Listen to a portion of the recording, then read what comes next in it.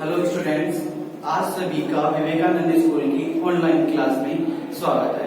हम आज क्लास 8 का फर्स्ट चैप्टर कृषि प्रबंधन पढ़ने जा रहे हैं।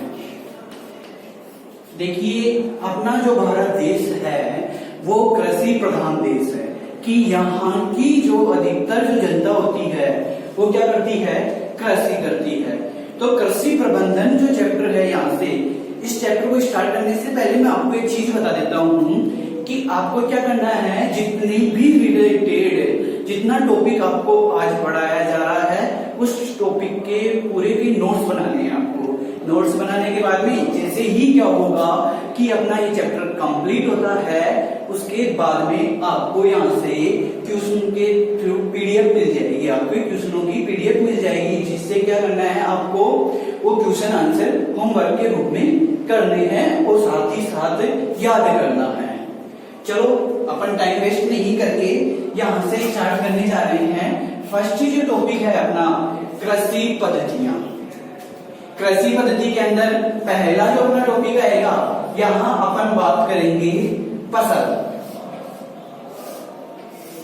तो फसल क्या है? देखो, एक किसी विशेष स्थान पर एक ही प्रकार के उगाए गए पौधे क्या कहलाते हैं, फसल कहलाते हैं। जैसे ये कोई अपना क्या है, एक खेत है, इस खेत के अंदर क्या होगा कि अपने इस खेत के अंदर मैंने एक ही चीज के क्या कर दिए, पादप बो दिए। जैसे मैं गेहूं की बात करता हूं तो क्या कर दिया, मैंने गेहूं बो दिया इस पूरे खेत में। तो ध्यान रखना, अगर आप परिभाषा दो तो एक विशेष स्थान पर उगाए गए एक ही प्रकार के पौधे क्या कहलाते हैं, फसल कहलाते हैं। एक विशेष स्थान पर एक ही प्रकार के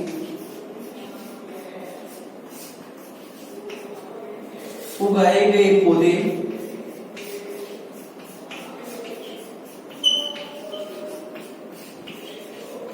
फसल कहलाते हैं।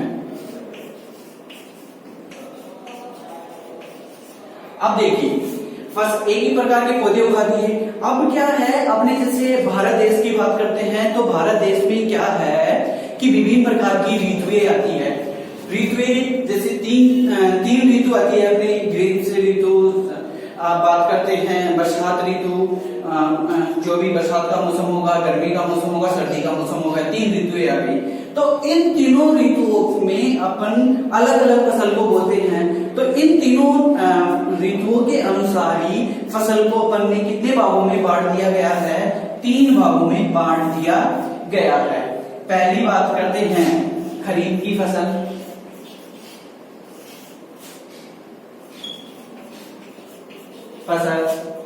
दूसरी जो है अपने पास रबी की फसल। तीसरी जो अपन बात करते हैं जायद की फसल।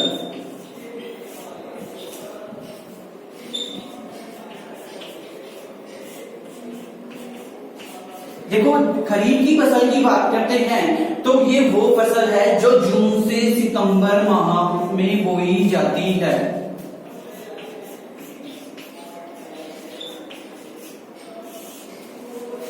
जो खरीफ की फसल होगी वो कहाँ बोई जाएगी, जून से सितंबर माह तक बोई जाएगी। जैसे अगर अपन बात करते हैं इसकी, तो मक्का, बाजरा,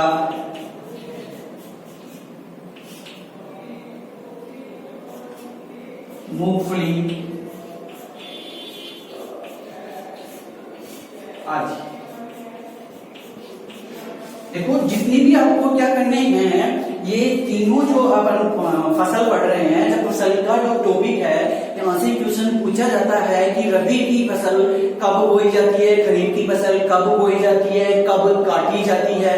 तो ये सारी जो बातें हैं अपन ने यहाँ देखना है और सबको याद रखना है कि कब से कब तक बोई जाती है और इसमें कौन कौन सी फसलें बोई जाती है। अब रबी की फसल की बात करते हैं तो ये अक्टूबर माह से और मार्च तक बोई जाती है। इसकी रबी की फसल की बात करते हैं तो अक्टूबर से और कब तक बोई जाएगी, मार्च तक बोई जाएगी। जैसे इसमें भी बात करते हैं, गेहूं हो गया, जौ,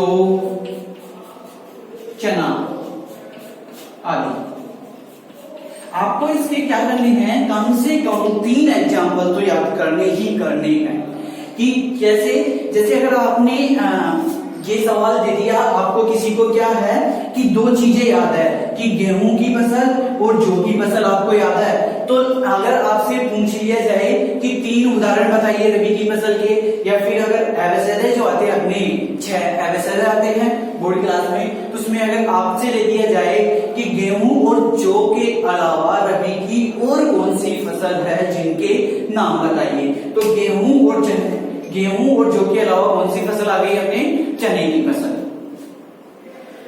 थर्ड फसल की बात करते हैं अपन, जायद की फसल। तो देखो अपन ने जो यहाँ 1 और 2 फसलों की बात की है, ये तो क्या है अपनी बुक में दी गई है कि अपने को रबी, खरीफ और रबी की फसल तो है अपनी बुक में दी गई है, लेकिन जायद की फसल जो है अपनी बुक में नहीं दी गई है। फिर भी क्या है, अपन को याद करना जरूरी है।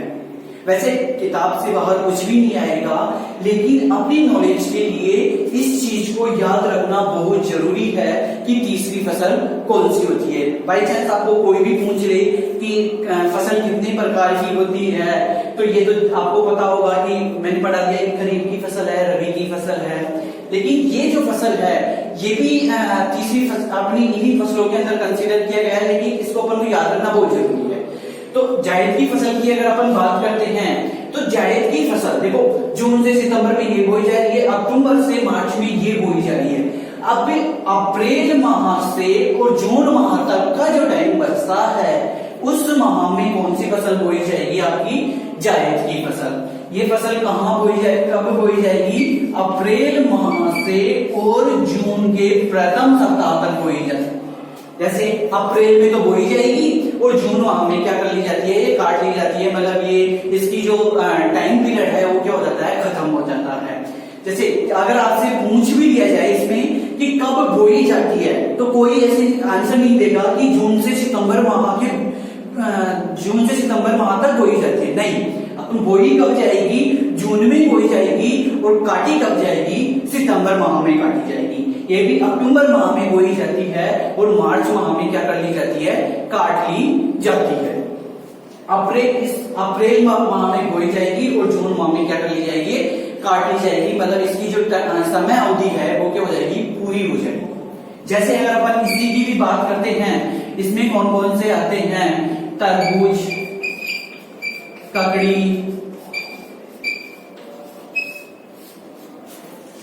खरबूजा आदि। तो यहां तक सभी को क्लियर हो गया होगा। इस वीडियो को आप 1 या 2 बार देखना है, 1 बार नहीं 2 बार देखना है आप लोगों को, ताकि क्या हो, आपको अच्छी तरह याद हो सके। और साथ ही साथ आपको क्या करने हैं, इसके नोट्स बनाने हैं, ताकि क्या हो कि जब आपको बाद में जैसे कोर्स पूरा हो जाएगा तो उस टाइम पे अपन वापस तो बना नहीं सकते, इतने नोट्स तो बना नहीं सकते, तो इसको क्या करना है, आपको वापस दोबारा रिवीजन करने के लिए आपको ये चीजें याद रखनी है। चलो इससे आगे अपन बात करते हैं।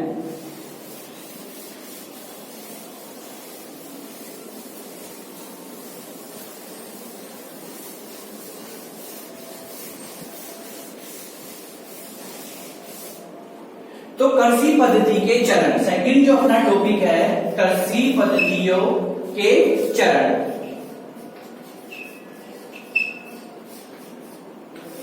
इसका कहने का मतलब है कि जब क्या होगा कि जब अपन कोई फसल बोएंगे या फसल को तैयार करेंगे, तब उसको कौन कौन से चरणों की आवश्यकता होती है, किस किस स्टेप में उसको तैयार किया जाता है, तो उसकी बात करते हैं। तो अब देखो फर्स्ट चरण की अपन बात करेंगे, तो पहले क्या होगा कि यहाँ अपन मिट्टी को तैयार करेंगे। फसल ऐसे थोड़ी बोई जाती है कि चलो अपन ने वैसे बीज डाल दिया फसल हो गई, नहीं। उससे पहले अपन क्या करेंगे, जिस अपना एरिया है, अपना जो खेत है, उस खेत को क्या करेंगे, तैयार करेंगे पहले। तो उस खेत खेत की मिट्टी को तैयार करना।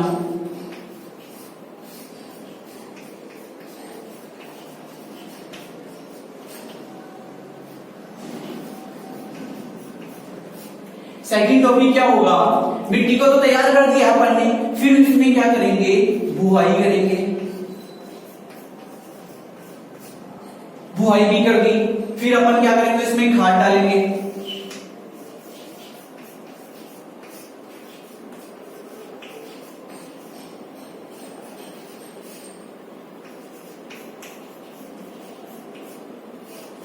अब देखो अपन ने क्या कर दिया, वो एरिया अपना जो खेत था उसमें अपन ने मिट्टी को भी तैयार कर दिया, फिर उसमें बीज भी डाल दिया, उसके बाद में अपन ने खाद व उर्वरक भी डाल दिया।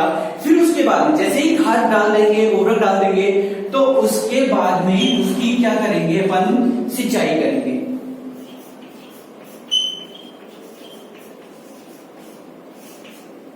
सिंचाई कर दी, फिर सिंचाई करने के बाद में क्या करेंगे, जो उसमें एक्स्ट्रा जो खरपतवार को खत्म करेंगे,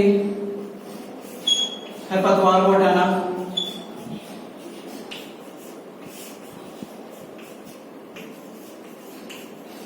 देखिए इन सभी टॉपिकों को अपन क्या करेंगे, बार बार पढ़ेंगे, मतलब एक सीरियस वे से पढ़ेंगे, पहले इसको फिर इसको। अभी तो ये देख लेते हैं। अब मैं आपको यहाँ पे एक चीज बता देता हूँ कि खरपतवार क्या होते हैं। ठीक है, यहाँ जो अपने पास में अपन ने जो एक फसल उगाई थी, अपन ने बात की थी कि एक पर्टिकुलर जो एरिया था उसमें एक ही प्रकार के पौधे उगाए गए, तो उनको अपन ने क्या बोल दिया, फसल बोल दिया। तो क्या होगा, फसल के बाद जैसे मैंने क्या किया कि इस वाले मेरे खेत में गेहूं का पौधा बोया मैंने, तो गेहूं का जो पौधा है अपने पास, एक तो गेहूं का पौधा बोया, तो अपन ने क्या हुआ कि ये पूरा एरिया है अपना, तो गेहूं के पौधे बो रहे हैं। लेकिन गेहूं के पौधों के अलावा जो पादप उगते हैं, जैसे अपन बात कर लेते हैं जो चारा होता है एक्स्ट्रा फालतू का उगा हुआ इनके बीच में, तो उन पौधों को क्या बोला जाता है, खरपतवार बोला जाता है। फसल के अलावा अतिरिक्त उगने वाले पौधों को अपन क्या बोलते हैं, खरपतवार बोलते हैं। फिर क्या बोलेंगे, इसका 6 पॉइंट आएगा अपना कि अपन इसमें फसल को काटेंगे।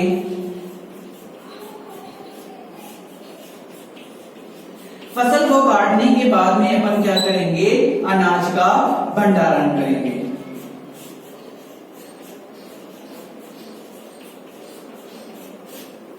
तो ये जो अपने 7 टॉपिक दिए गए हैं कृषि पद्धतियों के चरण में, जो अपने 7 टॉपिक दिए गए हैं, उन 7 टॉपिकों की अपन नंबर से बात करेंगे कि एक एक पॉइंट के बारे में बात करेंगे कि ये पॉइंट कैसे तैयार करेंगे, ये पॉइंट कैसे तैयार करेंगे।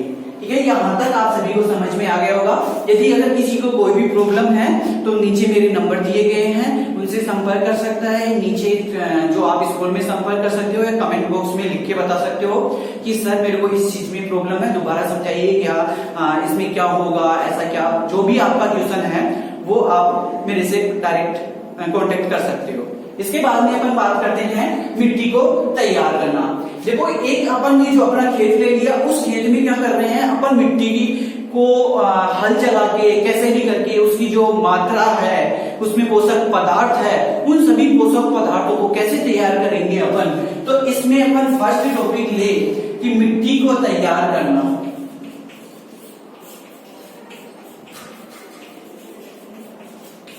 तो मिट्टी को कैसे तैयार किया जाता है, इस बारे में अपन बात करते हैं। तो देखो यहाँ जो अपन बात करेंगे कि अपन ने जो मिट्टी है, मिट्टी तैयार कर ली, कैसे तैयार करेंगे कि यहाँ जो अपना खेत है, इस खेत में अपनी जो मिट्टी है, तो मिट्टी को उलट पुलट कर अपन पोला बना लेंगे।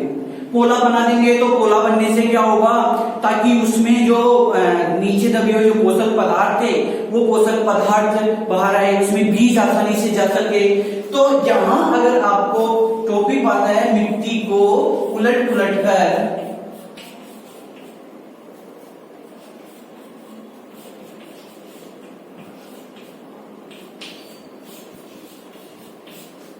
पोला बनाने की जो क्रिया होती है,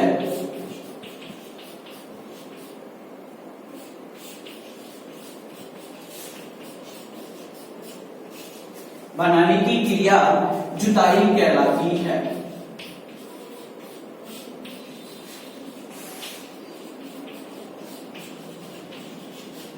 देखो अपन ने मिट्टी को उलट पुलट कर दिया और पोला बना दिया। पोला बनाने से क्या होगा कि उस क्रिया को अपन क्या कहेंगे, जुताई कहेंगे। अब जुताई कर दी अपन ने, लेकिन उस जुताई के अपने लाभ क्या है, किस वजह से जुताई क्यों की, जुताई के क्या क्या लाभ होते हैं, जो ये अपना सबसे मोस्ट टॉपिक है कि जुताई करने से क्या क्या लाभ होते हैं। और ये पिछले 2019 की बात करते हैं तो 2019 में ये सवाल आपके पूछा गया था कि मिट्टी को जुताई करने से क्या क्या लाभ होते हैं। तो देखो अपन ने क्या कर दिया कि मिट्टी को अगर उलट पुलट कर पोला कर दिया, पोला करने से अपन को क्या हो गया कि उस क्रिया को अपन ने जुताई कर दी, तो जो मिट्टी दबी हुई थी अपनी वो क्या हो गई कि गहरी हो गई या उसके पोषक पदार्थ हो गए। तो इसमें अगर आपको जुताई करने से क्या क्या लाभ होंगे, तो यहाँ अपन बात करते हैं, ये लिख देता हूं यहाँ क्या लाभ होगा। फर्स्ट लाभ, जो बीज है वो आसानी से अंदर धस पाएगा। वैसे अगर अपन इसकी जुताई नहीं करते या उलट पुलट कर पोला नहीं बनाते तो अपन को बीज को ऐसे डाल देते तो बीज अंदर जाता ही नहीं, और जब बीज अंदर ही नहीं जाता तो उगता ही नहीं। तो पहला अगर इसका जो क्या होगा लाभ कि जुताई करने से क्या होगा, बीज आसानी से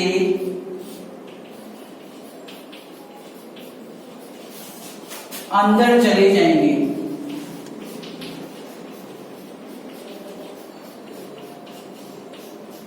बीज गए अंदर, ठीक है। अब जब क्या होंगे, तो देखो जब अपन क्या करते हैं मिट्टी को उलटते हैं तो उसमें थोड़ी नमी रहती है, तो उस नमी की उपस्थिति में ही क्या होगा कि बीज आसानी से अंकुरित हो सकेगा, कि मतलब उससे पेड़ बन सकेगा। अंकुरित का मतलब होता है उससे पेड़ निकलना। तो दूसरी बात जो होगी उससे क्या होगा कि बीज आसानी से अंकुरित हो सकेगा।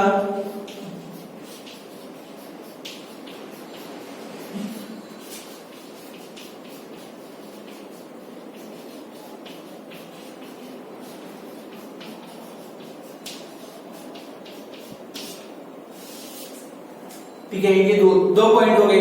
तीसरे पॉइंट की अगर अपन बात करते हैं कि तीसरा पॉइंट क्या होगा, तो जैसे अपन ने दो की बात कर ली, तो तीसरा पॉइंट, अब बीज ये मान लो कि ये अपना बीज था, ये क्या हो गया अंकुरित हो गया। ऊपर से तो इसके तने वाला भाग निकलना स्टार्ट हो जाएगा, जबकि नीचे से क्या होगी इसकी जड़ें निकलेगी। तो जैसे ही क्या होगा कि इसकी जड़ें निकल रही है तो उस अवस्था में जड़ें आसानी से अंदर धस पाएगी। जैसे ही अगर पोला नहीं बनाते तो क्या कठोर जमीन अंदर जमीन को धसा पाती, जो जड़ें हैं क्या अंदर धस पाती, नहीं धस पाती। तो इसी अवस्था में क्या होगा कि जो पौधे की जड़ें हैं वो क्या होगी आसानी से अंदर जा पाएगी। तो इसमें अपन थर्ड पॉइंट लिखते हैं, पौधों की जड़ें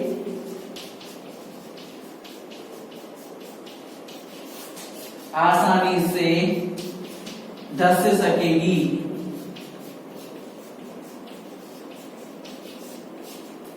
ये टॉपिक, ये तीसरा पॉइंट क्लियर। अब फोर्थ पॉइंट, अब अंदर धस गई तो शोषण की क्रिया भी आसानी से कर पाएगी। पर जैसे जैसे अंदर, तो देखो जितनी किसी पेड़ की जड़ें जितनी गहरी होती है उसकी जो मजबूत होता है, उसका जो तना होता है वो उतना ही मजबूत होता है, कहने का पकड़ उसकी अच्छी होती है। तो इसमें आप ये भी लिख सकते हो कि पौधा मजबूत रहेगा, या फिर अपन ये भी बात कर सकते हैं कि जड़ें आसानी से शोषण की क्रिया कर सकेगी।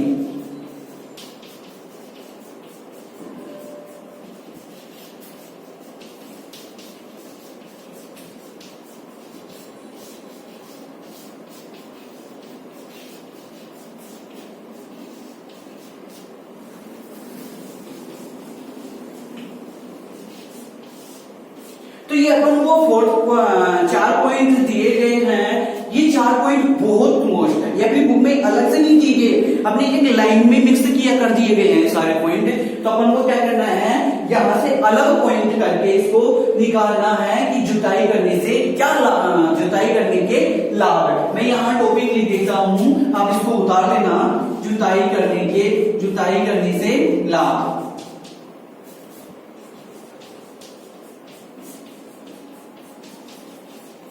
तो क्या क्या लाभ होंगे, तो ये अपने जो फोर्थ पॉइंट है ये चारों के चारों आपको याद करने हैं, ताकि आपको अगर 3 नंबर का भी पूछा जाए तो आप अगर 4 पॉइंट याद करोगे तो एक अगर भूल भी जाओगे तो कोई दिक्कत नहीं है, 3 पॉइंट तो आराम से लिख पाओगे। ठीक है, यहां से अगर अपन आगे की बात करते हैं तो देखो थोड़ा अगर जल्दी हो जाए तो वीडियो को पॉज करके आप लिख लेना। अगर कोई स्टूडेंट जिसकी स्पीड इतनी नहीं है, वो नहीं लिख पाता है, तो वीडियो को पॉज करना और लिख लेना आराम से। अब यहां से अगर अपन आगे की बात करें,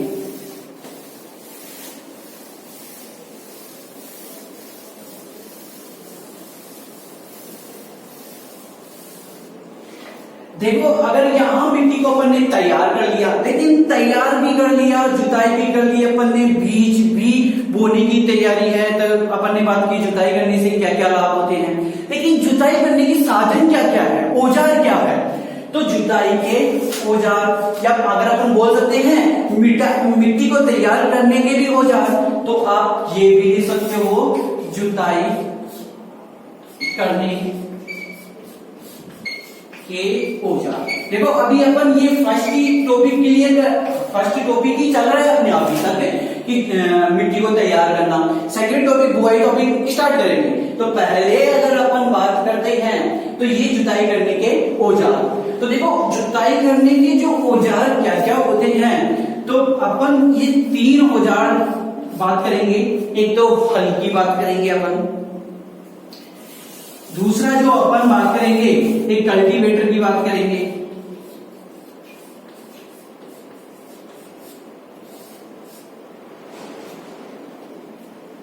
एक तो अपन ने हल की बात कर ली, अब एक क्या बात करेंगे, कल्टीवेटर की बात करेंगे, और एक कुदाली, ये तीनों की बात करेंगे अपन। ठीक है, तो यहां जो हल की बात करते हैं, देखो जैसे इधर अपन आपने बहुत से लोग, जैसे अगर कोई गांव से होगा तो उसकी बात होगी तो देख रखा होगा, या बहुत से लोगों ने देखा भी होगा, बहुत सी बुकों में उसका डायग्राम देखा होगा। कुछ इस प्रकार का जो होता है,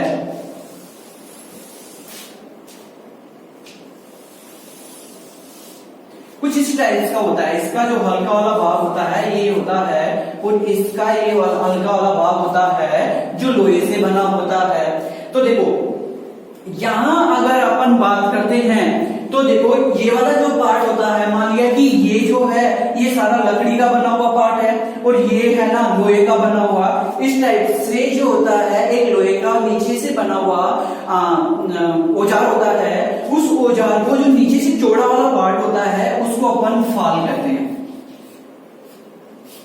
उस वाले पार्ट को क्या कहते हैं, फाल कहते हैं। और जो ये लकड़ी का जो औजार बना हुआ है